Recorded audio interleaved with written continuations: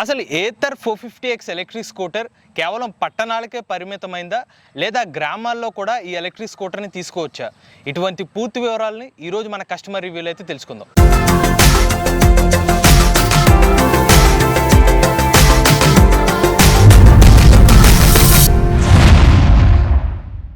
మిత్రులందరికీ ఈవీ తెలుగు ఛానల్కి స్వాగతం అండి. నేను మీ కృష్ణ చైతన్య మండేలా. ప్రస్తుతం నాతో పాటు ముఖేష్ గారు ఉన్నారండి. ఈయన భీమవరంలో ఏథర్ 450X ఎలక్ట్రిక్ స్కూటర్ని అయితే తీసుకున్నారు. సార్, అసలు నా మొదటి ప్రశ్న, మీ ప్రొఫెషన్ పరంగా ఏం చేస్తారు? ఏథర్ 450X ఎలక్ట్రిక్ స్కూటర్ని తీసుకోవడానికి కారణం ఏంటి? సార్, నేను మెడికల్ రిప్రజెంటేటివ్ అండి. మాకు డైలీ వర్కింగ్ అవర్స్ అనేది ఉండదు. ఒక్కొక్క రోజు ఒక్కొక్క ఊరు వెళ్తూ ఉంటాం. ఒక రోజు పాలకొల్లు వెళ్తాం, ఒక రోజు నర్సపూర్ వెళ్తాం. కానీ ప్రాబ్లం అయితే ఏమీ లేదు మాకు. రోడ్స్ కండిషన్స్ కూడా ఎప్పుడు ఒకలాగే ఉండవు. మీకు ఆఫీస్ వాళ్ళకి వెళ్ళాలంటే సేమ్ అదే రోడ్లో వెళ్తారు, అదే రోడ్లో వచ్చేస్తారు. కానీ మాకు డిఫరెంట్ కండిషన్స్. 7 days ఉన్నది, 7 days కూడా డిఫరెంట్ రోడ్స్లో వెళ్తాం. సో ఇప్పుడు Ather 450X electric scooter company వాళ్ళు చెప్పడం ఎకో మోడ్లో 85 కిలోమీటర్లు అని చెప్పారు. స్పోర్ట్స్ మోడ్లో దానికన్నా తక్కువ వస్తుంది. మీరు ఎకో మోడ్లో 85 కిలోమీటర్ ఇచ్చారు ఎప్పుడైనా? ఎకో మోడ్ అంటేనండి అది 40 కిలోమీటర్స్ స్పీడ్ అయితేనే మనకి 85 కిలోమీటర్స్ రేంజ్ అనేది వస్తుంది. మామూలుగా ఎక్కువ మోడ్లో అయితే 54 కిలోమీటర్స్ వరకు బైక్ వెళ్తుంది. 54 కిలోమీటర్స్లో మనం వెళ్తే కనుక యావరేజ్గా 65 to 60 కిలోమీటర్స్ మాత్రమే వస్తుంది స్పీడ్ వెళ్తే కనుక. ఎక్కువ మోడ్ అని కాదు, 40 కిలోమీటర్స్ రేంజ్ అంతే. 40 కిలోమీటర్స్ రేంజ్ని అలా మెయింటైన్ చేయగలిగి స్పీడ్ని మెయింటైన్ చేయగలిగితేనే 85 వస్తుంది. ఎక్కువ మోడ్లో రాదు. ఎక్కువ మోడ్ అనేది 54 దాకా కూడా వెళ్తుంది. అది రివ్యూస్లో అంటే 55 స్పీడ్తో వెళ్తే 54 దాకా వెళ్తుంది మీరు రేంజ్ అనేది. అవును. ఓకే. ఇంకొక విషయం, మీరు ఏథర్ 450Xలో ఒకేసారి ఛార్జ్ పెట్టి అత్యధికంగా ట్రావెల్ చేసిన డిస్టెన్స్ ఎంత, అలానే అతి తక్కువ డిస్టెన్స్ ఎంత?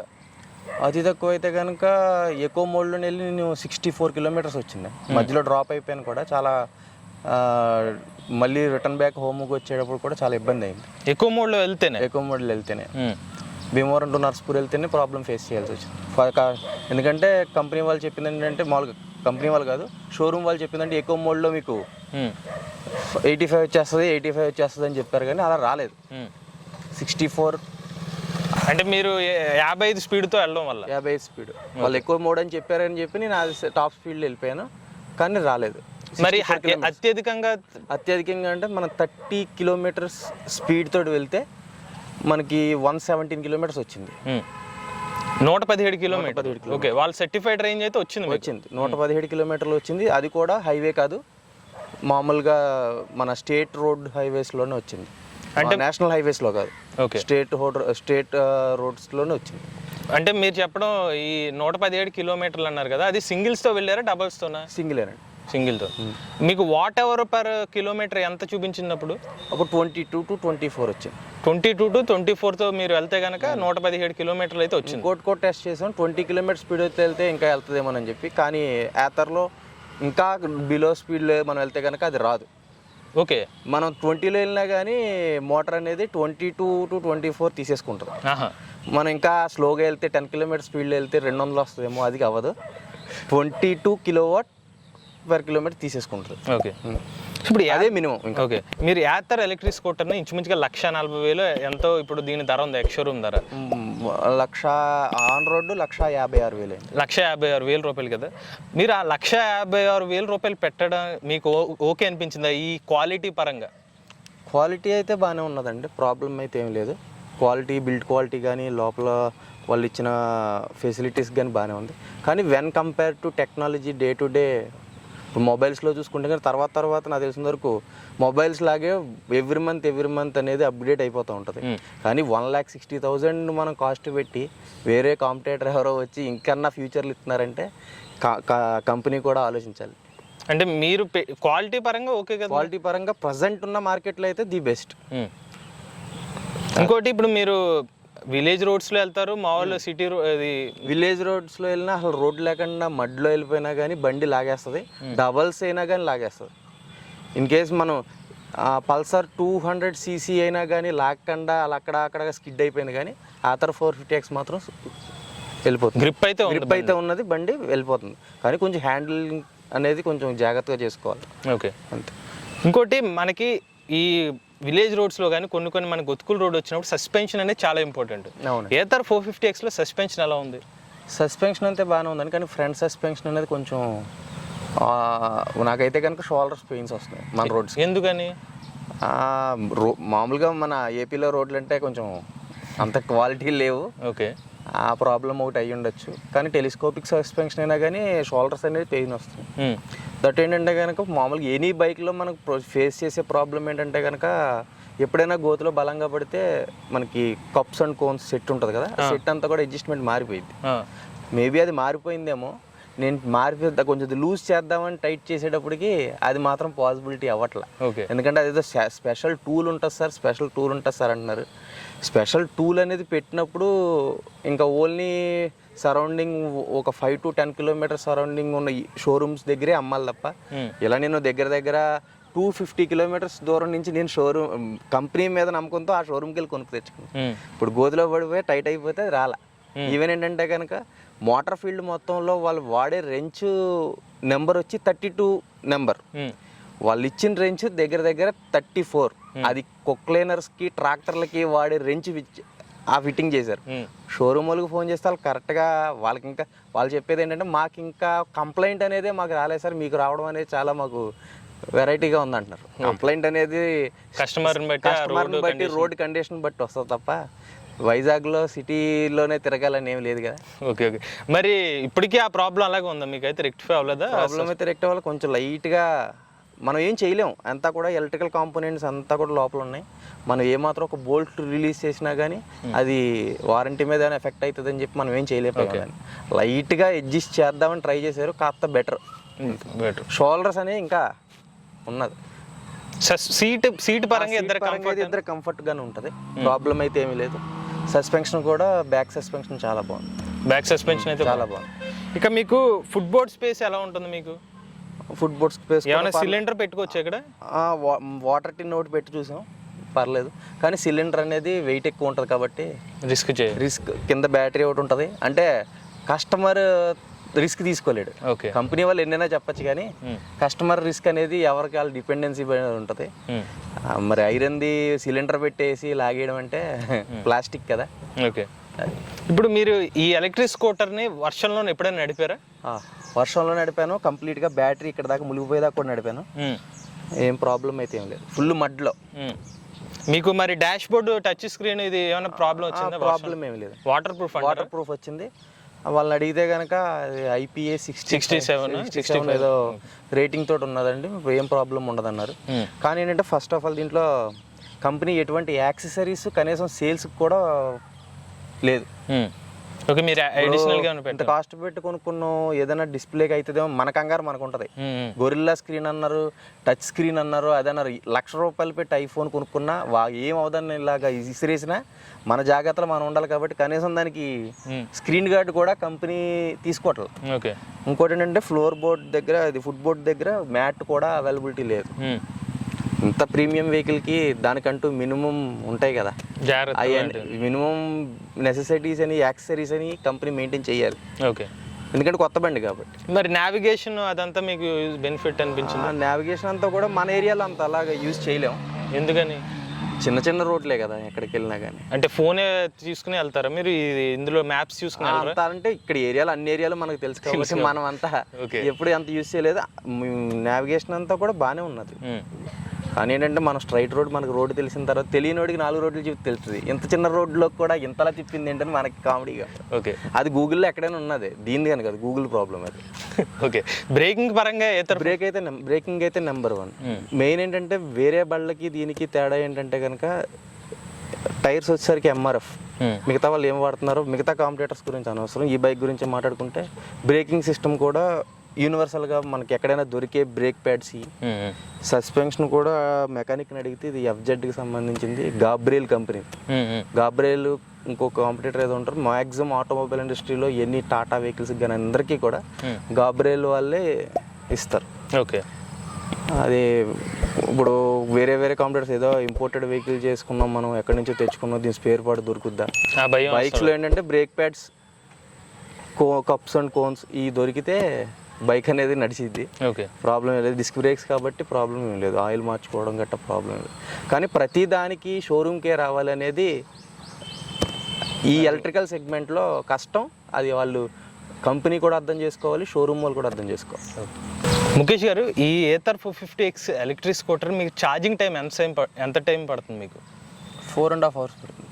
కరెక్ట్గా 4.5 hours పడుతుంది. దీంట్లో ఏంటంటే ఛార్జింగ్కి వచ్చేటప్పటికి మనం ఛార్జింగ్ పెట్టేటప్పుడు 40 kilometers కింద టైము, 30 kilometers టైము, 80 kilometers కింద టైం అని చూపిస్తుంది, మానిటర్ చేస్తుంది.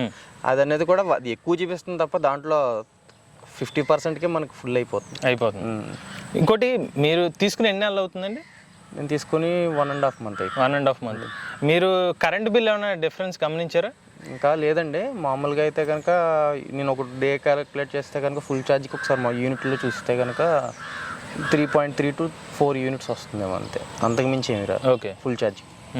ఇంకోటి, ఇక్కడ డాష్ బోర్డ్లో మీకు ఏమన్నా కొంతమంది అంటున్నారు గ్లిచెస్ వస్తున్నాయి సాఫ్ట్వేర్ అని, ఏమన్నా మీరు అలాంటివి ఏమైనా ఫేస్ చేశారు? గ్లిచెస్ ఏమి రాలేదండి, బాగానే ఉంది. కొంచెం ఒక్కోసారి కొంచెం లైట్గా స్లో అవుతుంది అంతే తప్ప, మనం టచ్ చేసినప్పుడు స్లో అవుతూ ఉంటుంది.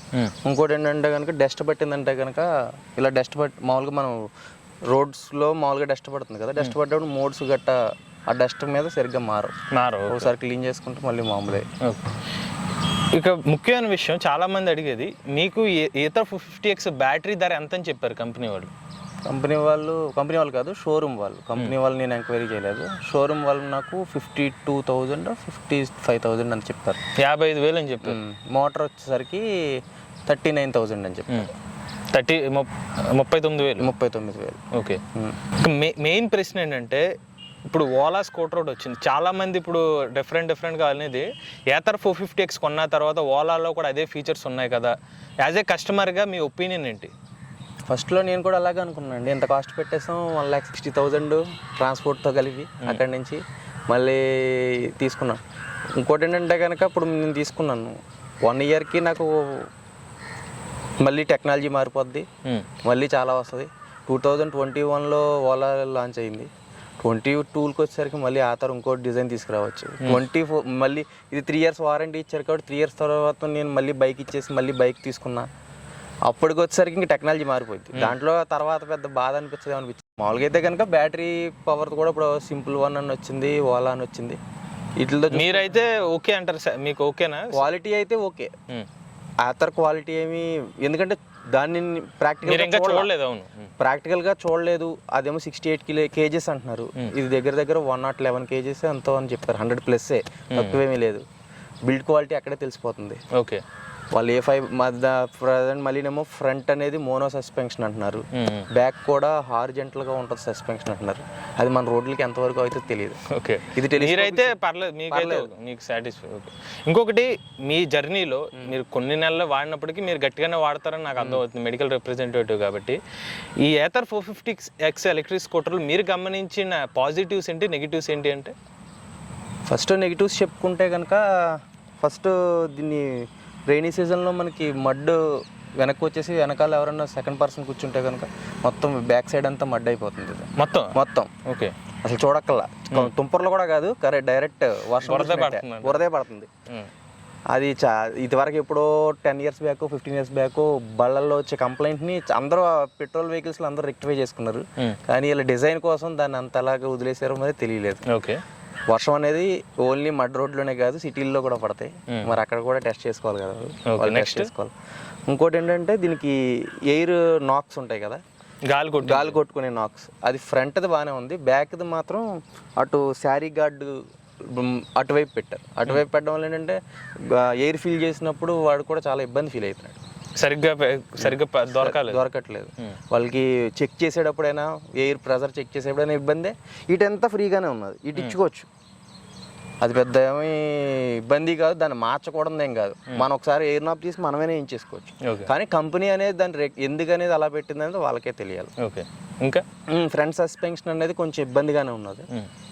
షోల్డర్స్ అనేవి చాలా పెయిన్ వస్తున్నాయి. అది రోడ్డు ప్రకారం తేడా వస్తుంది. ఓన్లీ సిటీస్లోనే వెళ్తే ఏమీ రాకపోవచ్చు. కానీ ఇక్కడ రోడ్స్ అనేది ఒక్కొక్క ఊర్లో ఒక్కొక్కలా ఉంటాయి, ఇప్పుడు ఒకలాగా ఉండవు కదా. ఓకే, మరి పాజిటివ్స్ ఏమంటారు? దీంట్లో ఇంకా నెగిటివ్స్ ఉన్నాయి చెప్పాలి. ఇంకా ఉన్నాయి చెప్పు. ఇప్పుడు ఏంటంటే కనుక ఇప్పుడు ఫర్ ఎగ్జాంపుల్ మనం 85 కిలోమీటర్స్ రేంజ్ ఉంది కదా అని చెప్పి ఒక 70 కిలోమీటర్స్ని మనం ప్లాన్ చేసుకున్నాం అనుకోండి. 70 కిలోమీటర్స్ 40 కిలోమీటర్స్ స్పీడ్ వెళ్ళి మార్నింగ్ మనం వెళ్ళి వచ్చేటప్పటికి లేట్ నైట్ అయింది అనుకోండి, మనకి ఆ రోజు బ్యాటరీ డిశ్చార్జ్ అనేది 10 to 11% ఉంటుంది. మీరు బండి వాడకపోతే అది కూడా మనం చూసుకోవాలి. మీరు బండి ఆఫ్ చేసేస్తున్నారా మరి? మామూలుగా ఆఫ్ చేస్తాం, షట్ డౌన్ చేయట్లేదు. మరి షట్ డౌన్ చేస్తే అప్పుడు షట్ డౌన్ చేస్తే ఆగొచ్చేమో, కానీ ఫస్ట్ అది డిశ్చార్జ్ అనేది మామూలుగా 10% అంటే కష్టమే. అంటే మీరు కూడా షట్ డౌన్ చేసి ఉంటే అది తగ్గుండకపోవచ్చు. అదొక ప్రాబ్లం ఉన్నది. అంటే డిసడ్వాంటేజ్ కాదు, కానీ తెలియని వాళ్ళు ఎవరైనా దూరం వెళ్ళి అక్కడ ఉండిపోయి ఆ 10% తోటి ఇంటి దగ్గర నుంచి లాస్ట్ ఏదో 11ంటికి గంటకి రావాలనుకోండి, దీనివల్ల గంటడం అవ్వదు. రాయల్ ఎన్ఫీల్డ్ అంత హెవీ బోల్డ్ని కూడా గంటచ్చు, కానీ ఇది ఆగిందంటే గంటడం చాలా కష్టం. ఓకే, వన్స్ బ్యాటరీ డిశ్చార్జ్ అయిపోయిన తర్వాత ఇంటికి తీసుకెళ్లాలంటే చాలా కష్టం అండి ఇది. ఎందుకంటే 2 బ్యాటరీస్ పుల్లీస్ నుంచి తిరగాలంటే మన వల్ల అవ్వదు. ఓకే, ఇంకోటి ఏంటంటే కంపెనీ వాళ్ళు టెక్నాలజీలో ఇది ఎలక్ట్రికల్ వెహికల్ అనేటప్పటికి మినిమం ఆ స్పీడ్ కాన్స్టెంట్ స్పీడ్లో వెళ్తే ఇంత మైలేజ్ వస్తుందని చెప్పి దీనికి ఎలక్ట్రికల్ వెహికల్స్లో అన్ని వెహికల్స్లో ఉన్నది కాబట్టి కంపెనీ వాళ్ళు ఏంటంటే క్రూజ్ అనే ఆప్షన్ మనకి టాటా కార్లో గట్టా ఇచ్చారు. ఒక పర్టికులర్ స్పీడ్ అలా లాక్ చేసుకునేలా అలా ఇస్తే కనుక షోల్డర్ నిప్పట్టు ఒక 40 కిలోమీటర్స్ స్పీడ్ తోటి అలాగే వెళ్ళాలంటే 80 కిలోమీటర్స్ ఉండాలి, గ్యారంటీ ఉండాలి. ఓకే, అది మినిమం నెసెసిటీ అది చాలామంది చూశాను ఏదో రివ్యూస్లో గట్టా పెట్టేటప్పుడు, ఇది స్టీరింగ్కి ఇది మామూలుగా మనకి ఎక్సలేటర్కి ఏదో ఇన్స్ట్రుమెంట్ ఏదో ఉంది, దాన్ని లాక్ చేసి వెళ్తున్నారు వాళ్ళు అక్కడికి.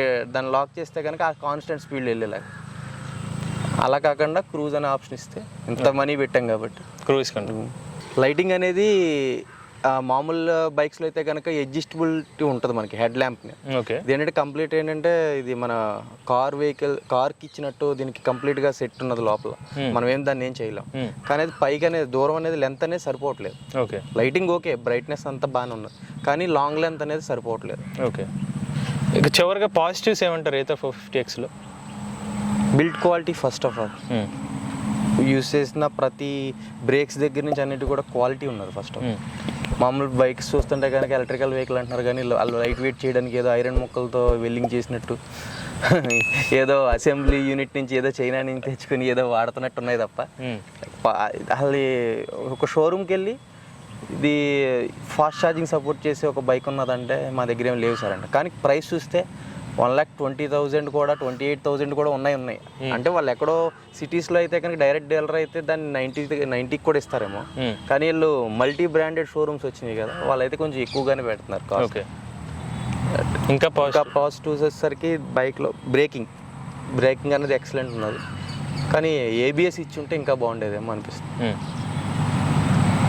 మిర్రర్స్ ఒకటి చిన్నగా ఉన్నాయి, అది అడ్జస్ట్మెంట్ కూడా ఒక సైడ్ అడ్జస్ట్ అవుతుంది, ఇంకో సైడ్ అడ్జస్ట్ అవ్వట్లా. మనకి హెల్మెట్ ఉన్నప్పుడు కంపల్సరీ మనకి వ్యూ అనేది సరిగ్గా లేకపోతే చాలా అదొక పాయింట్. బూట్ స్పేస్ మీద మీ అభిప్రాయం ఏంటి? ఇందులో ఉన్న లగేజ్ పెట్టుకునే లోపల సీట్ కింద స్పేస్ ఎలా ఉంది? అది బాగానే ఉన్నది, ప్రాబ్లం అయితే ఏం లేదు, కానీ ఇంకా పెంచచ్చేమో, అదైతే సరిపోదు. ఓకే, ఫుల్ వాళ్ళు ఇచ్చిన హెల్మెట్ పెట్టుకోవడానికి తప్ప మన దగ్గర ఆల్రెడీ మన ఫేవరెట్ హెల్మెట్ ఏదైనా పెట్టుకోవాలంటే కష్టమే. ఓకే, వాళ్ళు ఇచ్చిన హెల్మెట్ అయితేనే పడుతుంది దాంట్లో, ఇది కూడా హాఫ్ హెల్మెట్ ఇది. అంటారా పాజిటివ్స్ అంటే అవే ఉన్నాయి.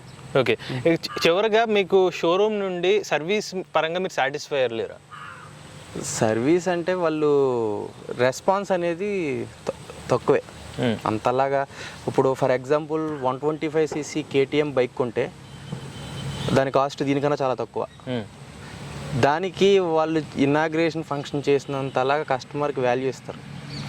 మనం 1,60,000 పెట్టి on spot cash on spot కూడా కాదు, నేను 15th ఆన్లైన్లో బుక్ చేసి 20th ఆన్ ద క్యాష్ వాళ్ళకి ముందే అకౌంట్లో కొట్టేసి కంపెనీ మీద నమ్మకంతో చేసా. ఇది షోరూమ్ మీద నమ్మకంతో కూడా, షోరూమ్ ఎవరు నాకు తెలియదు. కంపెనీని నేను 3 years నుంచి వాచ్ చేస్తున్నాను. బెంగళూరులో లాంచ్ చేసినప్పుడు అడిగితే ఓన్లీ బెంగళూరు వాళ్ళకి ఇస్తాం, కర్ణాటకలోనే ఇస్తాం, ఏపీ వాళ్ళకి ఇవ్వమన్నారు. ఓకే, తెలంగాణ లాంచ్ చేసినప్పుడు కూడా అడిగాను, తెలంగాణలో కూడా ఓన్లీ తెలంగాణ పీపుల్ అండి, బయట వాళ్ళకి రాదన్నారు. తర్వాత ఆంధ్రాకి వచ్చిన తర్వాత ఫస్ట్ షోరూమ్ పెట్టినట్టు బుక్ చేసా, పేమెంట్ కూడా నాకు డెలివరీతో సంబంధం లేకుండా ముందే పేమెంట్ చేసేసా. అలాంటిది నేను వెళ్తే వాళ్ళు సరిగ్గా రిసీవ్ చేసుకోకపోగా నాకు చెప్పిన ఎగ్జిక్యూటివ్ ఎవరికైతే నేను ఎవరైతే చేయమన్నారో చేసానో వాళ్ళు అప్పుడు అవైలబిలిటీ లేరు. ఏంటంటే ఆన్లైన్లో అదే వాళ్ళు ఏదో ట్రైనింగ్లో ఉన్నారంట. తీరా చూస్తే వాళ్ళు ఎక్కడికో వర్క్ ప్లేస్కి వెళ్ళారేమో అనుకున్నా, వాళ్ళు ఆన్లైన్లో ఇంట్లోనే ఉన్నారంట. ఓకే, అదొకటి ప్రాబ్లం. వాళ్ళు ఏంటంటే కనుక సింపుల్గా కనీసం కీ చైన్ కూడా ఇవ్వరండి అసలు. కీ చైన్ కనీసం మనం బైక్ అంటే సరే నేను చూసా ఆథర్ డెలివరీ వీడియోస్లో చూస్తే ఆథర్ అనే బ్రాండింగ్ బాక్స్లో పెట్టి కీ పెట్టి వాళ్ళకి ఏదో మామూలుగా చేశారు. అది ఓన్లీ షోరూమ్ లాంచ్ చేసిన ఫస్ట్ రోజే మనకి ఏదో మీడియా పీపుల్ వస్తారు మనం చెయ్యాలి అనేది కాదు. దాన్ని నన్ ఎండింగ్ ప్రాసెస్లో వాళ్ళు చేస్తానే ఉన్నారు. వాళ్ళు హైదరాబాద్ షోరూంలో కూడా ఎంక్వైరీ చేశారు. వాళ్ళు ఆథర్ అనే బ్రాండింగ్ కీ చైన్ కూడా ఇచ్చారు వాళ్ళు. ఇదంటే అది షోరూమ్ బట్టి ఉంటుంది సార్, మనకేమి రావు sir. Okay, because we are not purchasing normal vehicle, we are purchasing the premium vehicle.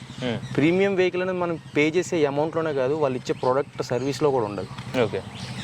Okay, మేము ఇక్కడ ఇప్పుడు వాళ్ళకి షోరూమ్ వాళ్ళకి నేను చెప్పేది ఏంటంటే ఇక్కడ భీమవరం ఉంది, నన్ను చూసిన తర్వాత ఒక ఇద్దరు కొన్నారు. నా ఫ్రెండ్స్ ఇంకో ఇద్దరు ఈ మంత్లో బుక్ చేసుకోవడానికి కూడా రెడీగా ఉన్నారు. నన్ను చూసే వాళ్ళకి ఆధార్ మీద కానీ కరెంటు బండి కొనుక్కోవాలి, పెట్రోల్ రేట్ పెరిగిపోయింది కదా అనే మోటివ్ ఉంది. నా బండి నేను కొన్నాను కాబట్టి దీన్ని చూసి కంపెనీ వాళ్ళు ఇంత ప్రీమియం వెహికలా అని చెప్పి చూసి నన్ను అన్నవారు కూడా 80 అది త్రివిక్రమ్ డైలాగ్ ఉంటుంది చూసారా, 2 చేతులు జేబులో పెట్టుకుని వెళ్ళిపోతూ ఉంటారు చూసారా, నాకు రోజుకి ఇద్దరు తగులుతారు. అన్న ఎంత బైక్ అని అడుగుతారు, 1,60,000 అంతే. ఇంకా రెండో మాట ఉండదు, వెళ్ళిపోవడం. కానీ ఒకటి ఆల్రెడీ ఎలక్ట్రికల్ వెహికల్ వాడేవాడికి వాళ్ళు చెప్పే మెయిన్ ప్రాబ్లం ఏంటంటే కనుక first of all suspension worst. పేరే బండి ఎనీ థర్డ్ పార్టీ వెహికల్స్ అయ్యి అన్నీ అసెంబుల్ చేసుకుని ఏదో ఎవరు మోటివ్ మార్కెట్లో వాళ్ళకు ఉంటుంది, ఏది రానప్పుడు ఉంటుంది. కానీ ట్రెండ్ అనేది సెట్ చేసింది, దాంట్లో మాత్రం ఏమీ తక్కువ ఏం చేసుకోగల. టెక్నాలజీ అనేది డే టు డే అప్డేట్ అవుతుంది, దాన్ని మనమేమి డిసడ్వాంటేజెస్ కింద చూసుకోకలేదు. ఇంకా చివరిగా ఏథర్ 450X మీరు ఎంత ధరకు కొన్నారు? ఫైనాన్స్ ఆప్షన్ ఏమి ఇచ్చారు? ఫైనాన్స్ ఆప్షన్ అయితే కనుక నేను బ్యాంక్ నుంచి ట్రై చేశానండి. ట్రై చేస్తే వాళ్ళు కంపెనీ సైట్లో కానీ ఎక్కడికైనా అయిపోతుంది, అంతా ఆన్లైన్ ప్రాసెస్ అన్నారు. కానీ పే స్లిప్స్ గట్టా పంపించండి అంతా అయిపోద్ది అని అన్నారు. పంపించాం, చేసాం. ఈ షోరూమ్ వాళ్ళు కూడా తీసుకున్నారు, ఆధార్ కార్డు ఇవన్నీ తీసుకున్నారు. అయిపోద్ది సార్ అన్నారు. తీరా చూస్తే కనుక ఏమీ లేదు. ఏంటంటే వాళ్ళు చెప్పింది ఒకటి అన్నారు, ఇది మీరు భీమవరం నుంచి వచ్చారు, మీకు ఇది షోరూమ్ వైజాగ్లో ఉంది కాబట్టి మేము ఇవ్వలేము, భీమవరంలో షోరూమ్ ఉంటే మేము ఇచ్చేవాళ్ళం ఏమన్నారు. ఫైనాన్స్ తెలిసింది ఏంటంటే కనుక నేను 21st 20th కొన్నాను బండి. ఇది ఆ రోజు వెళ్తే అప్పుడు దాకా అసలు ఫైనాన్స్ ద్వారా అప్రోచ్ అయ్యే వరకు ఒక్కరికి కూడా బండి ఇవ్వాలి. ఓకే, ఓన్లీ పేమెంట్ వాళ్ళకి ఇచ్చారు తప్ప మామూలుగా ఫైనాన్స్ ద్వారా అప్రోచ్ అయ్యే వాళ్ళకి ఎవరికి. మీరు ఎంత కట్టారు cash? 1,56,009 rupees. Ex showroom plus on road మీరు ఎక్స్ట్రా ఇంకొక 12,000 ఎంత అయిందా మీకు? ఇంకోటి ఏంటంటే కనుక ఆర్టీఓ ఫీజు అని చెప్పి 2,000 తీసుకున్నారు. ఏంటంటే ఆర్టీఓ ఫీజు అనేది దీనికి ఆర్టీఓ ఛార్జెస్ లేవు. దాంట్లో చూసుకుంటే కనుక మా మహా అయితే కనుక 250 రూపీస్ నెంబర్ ప్లేట్కి, వేరే ఛార్జెస్కి ఒక 700 అవుతుంది. 2,000 అయిపోతుందని అన్నారు. మనం ఏం మాట్లాడడానికి ఏమీ లేదు. ప్రైస్ అనేది కొంచెం వాళ్ళు ఇచ్చిన ఇన్వాయిస్లో కొంచెం ఏదో కొంచెం డిఫరెంట్గానే ఉన్నది. ఇప్పుడు మనం ఎక్కడ బైక్ తీసుకున్నా కానీ దీని ప్రైస్ 1,46,000 అని చెప్పి దాంట్లో పర్టికులర్స్ రాస్తారు, దీనికి ఎంత అయింది దీనికి ఎంత అయిందని. వీళ్ళు ఏంటంటే కనుక బైక్ కాస్ట్ అనేది 1,26,000 అనేది బైక్ కాస్టే సార్. అప్గ్రేడ్ ఛార్జెస్ అని చెప్పి 19,000 తీసుకున్నారు. ఏంటయ్యా అప్గ్రేడ్ ఛార్జెస్ అంటే సాఫ్ట్వేర్ ఉంది కదా సార్ దీనికన్నా. తర్వాత నాకు భీమవరంలోనే నా బైక్ చూసిన తర్వాత ఒకళ్ళు ఆథర్ 450+ తీసుకున్నారు. అది 1,36,000 చేంజ్ ఎంత అయింది. దాల్ చూసిన తర్వాత చూస్తే అది కూడా టచ్చే. పోనీ 19,000 ఏంటో నేను లెక్కేసుకున్నా. ఒక ట్యాబ్ కాస్ట్ ఉంటుంది కదా, నార్మల్ ట్యాబ్ కాస్ట్ 11,000 to 15,000 ఉంది. ఇది దాని రేట్ ఏమో అనుకున్నా, కానీ దానికి టచ్ ఇచ్చారు. తర్వాత నేను కంపెనీ వాళ్ళని అడిగా, ఏంటి అసలు దీంట్లో డిఫరెన్స్? మోటార్ స్పీడ్ వెళ్తుంది సార్. స్పీడ్ వెళ్తాం అనేది పెద్ద, అలాంటప్పుడు 1,27,000 అంటే ఆథర్ 450+ ప్రైస్ ఉన్నట్టే ఉంది. అది అప్గ్రేడ్ ఛార్జెస్ అని ఎలా తీసుకుంటారు? అప్గ్రేడ్ అంటే ఏంటి అంటే మోటార్ అదే, ఏదో ఇన్స్ట్రుమెంట్ని రెగ్యులేటర్ పెట్టినట్టు దానికి పవర్ ఇచ్చారు అంతే, కంట్రోల్ దాన్ని తీసేశారు అంతే. దీనికి కంట్రోల్ పెట్టుంటారు అంతే. కానీ దానికి డిస్ప్లే సేమ్, దీనికి డిస్ప్లే సేమ్. ఏంటి మరి తేడా అని అడిగితే బ్లూటూత్ ఆప్షన్ దీనికి ఉంటుంది సార్. బ్లూటూత్ ఆప్షన్ దానికి 19,000 అనేది కామెడీ. ఓకే. పోనీ మనం చూసుకుంటాం ఇప్పుడు కొన్ని పెద్ద ఇప్పుడు కార్స్లో చూసుకుంటే కనుక మొత్తం డిస్క్ బ్రేక్స్ వచ్చినాయి సార్, అలో వీల్స్ వచ్చినాయి సార్ అని. దానికి దీనికి same alloy wheels, same disc brake combi system, same display, దానికి ఆప్షన్స్ ఒకటే, ఒక ర్యాప్ ఆప్షన్ అనేది ఒకటి ఉంటుంది. దీనికి అసలు స్పీడ్ అనేది అప్గ్రేడ్ చేస్తున్నారు. పోనీ బ్యాటరీ ప్యాక్లో ఏమైనా తేడా వస్తా, సేమ్ డిజైన్డ్ బ్యాటరీ, అదే కేస్ అనేది ఒకటే. మహా అయితే ఏమవుతుంది, దాంట్లో ఉన్న సెల్స్ పెరుగుతాయి. పోనీ సెల్స్ పెరిగితే ఏకంగా 19,000 వచ్చేస్తుందా? వాళ్ళు చెప్పిన రేట్ ప్రకారంగా కేస్ కాస్ట్ కూడా దాంట్లో వేసుకుంటే సింగిల్ బ్యాటరీ కాస్ట్ వచ్చి డివైడ్ చేసుకుంటే మనకి 330 రూపీస్ ఎంత పడుతుంది ఒక సింగిల్ సెల్ కాస్ట్. ఇంకా తక్కువే ఉంటుంది, ఎందుకంటే దీనిదే ఎక్కువ సెటప్ ఉంటుంది. చివరగా ముఖేష్ గారు, మీరు ఏథర్ 450Xని వాడారు, మీకు ఏథర్ బ్రాండ్ని చూసి ఎలక్ట్రిక్ స్కూటర్ కొన్నారు. ఇప్పుడు మిమ్మల్ని చూసి ఎవరైనా కొత్తగా ఏథర్ 450X ఎలక్ట్రిక్ స్కూటర్ కొందాం అనుకుంటే ఆ కస్టమర్కి మీరు ఇచ్చే సజెషన్ ఏంటి? వాళ్ళు తీసుకోమంటారా వద్దంటారా? వాళ్ళు కస్టమర్కి అయితే కనుక 1,60,000 పెట్టినానండి. బండ్లో అయితే కనుక ఎటువంటి మైనస్ అనేది పెర్ఫార్మెన్స్లో ఏమీ లేదు. కానీ ఏంటంటే కంపెనీ ఏదైనా చేస్తుందా ఏంటిది, ఇన్వాయిస్లో షోరూమ్ ఏమైనా చేస్తుందా ఏంటనేది మనకు తెలియట్లా. 1 lakh బైక్ కాస్ట్ 1,27,000 అని ఇవ్వడం ఏంటి, 19,000 చేంజ్ మళ్ళీ డిఫరెంట్గా ఇన్వాయిస్ ఇవ్వడం ఏంటి, అప్గ్రేడ్ ఛార్జెస్ అని చెప్తున్నాం. అదనేది ఫెయిర్ కాదు అది. ఓకే. పోనీ దీంట్లో ఏమైనా, దీంట్లో లేని దాంట్లో ఏమన్నదంటే ఒక బ్యాటరీ, మోటార్ కెపాసిటీ దీని కేసుకి అది పెద్ద మోటార్ అనుకోవడానికి సేమ్ దీనే ఛాసెస్లోనే అదే మోటార్ పెట్టి అదే గ్యాప్ ఉన్నది కదా. ఇప్పుడు బండి పరంగా కస్టమర్ తీసుకోవచ్చు అండి, ప్రాబ్లం అయితే ఏమి లేదు. కంపెనీని నమ్మి తీసుకోవచ్చు. కంపెనీ టెక్నాలజీలో పర్ఫెక్ట్గా ఉన్నది. ఇంకోటి ఏంటంటే కనుక అన్ని ఆప్షన్స్ ఉన్నాయి దాంట్లో. దీని కొన్ని అనవసర ఆప్షన్లు ఇచ్చినా కానీ యూనిట్ అనేది డిస్టర్బ్ అవుతుంది. ఓకే. ఏది ఎక్కడ వరకు ఉండాలి అక్కడ దాకా ఉండాలని కంపెనీ అనుకున్నదేమో నేను అనుకుంటున్నాను. ఎక్కువగా అన్ని ఆప్షన్స్ ఇచ్చేసినా వాడడం రాకపోతే మొత్తం. మీరైతే ఓవరాల్గా Ather 450X satisfied. Okay. So చూసారు కదండి, ఇది పూర్తిగా ముఖేష్ గారి ఏథర్ 450X కస్టమర్ రివ్యూ. ఈయన చెప్పడం దాన్ని బట్టి అర్థమైంది ఏంటంటే పర్ఫార్మెన్స్ పరంగా అయితే ఏథర్ 450X బిల్డ్ క్వాలిటీ పరంగా కానీ ఈయనకి చాలా బాగా నచ్చిందండి. ఎటొచ్చి కొన్ని మైనర్గా ఈ రోడ్ల ప్రకారం వల్ల ఇక్కడ ఈ సస్పెన్షన్ ఇష్యూ కానీ లేకపోతే షోరూమ్ పరంగా మీరు అనేది షోరూమ్ వాళ్ళు ఏంటంటే మన ప్రాబ్లం అనేది చెప్పినప్పుడు దాన్ని మనకి సమాధానం చెప్పాలి. ఇంకా మాకేం కంప్లైంట్స్ రాలేదనేది క్వశ్చన్ మార్కే.